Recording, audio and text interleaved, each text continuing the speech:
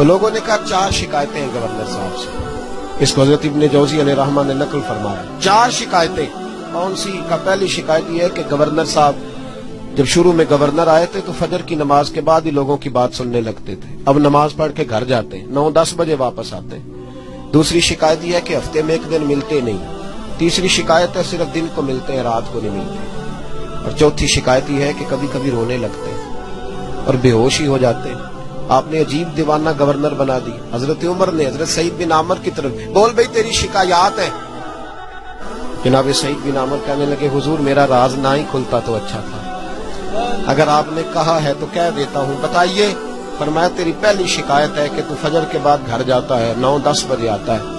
جناب سعید بن عامر رو پڑے. گورنر صاحب کہنے لگے حضور غریب ہوں, نوکر رکھنے کے پیسے نہیں, بچے میرے پاس موجود نہیں, بیوی میری بیمار ہو گئی ہے, 30 سال اس بھلی مانس عورت نے میری خدمت کی, اب بیمار ہے, نماز پڑھ کے گھر جاتا ہوں, اپنی معذور اور بیمار بیوی کو ناشتہ پکا کے دیتا ہوں, اگر اس کے کپڑے بدلنے والے ہوں تو اس کا وجود دھو کے کپڑے بدلتا ہوں, گھر میں جھاڑو دیتا ہوں, برتن مانجتا ہوں, لوٹتے دیر ہو جاتی ہے.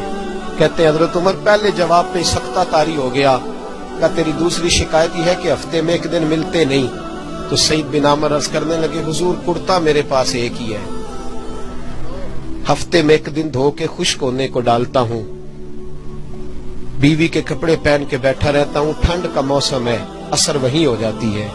کہتے ہم لوگوں کی آنکھوں میں آنسو چمکنے لگے. کہا تیری تیسری شکایت یہ ہے کہ تو دن کو ملتا ہے, رات کو نہیں ملتا. تو رونے لگے, داڑھی ہاتھ سے پکڑ لی, کہنے لگے حضور دیکھیں کوئی بال کالا تو نہیں نا, ساری سفید ہو گئی ہے, پتہ نہیں رب کریم کب بلا لے گا.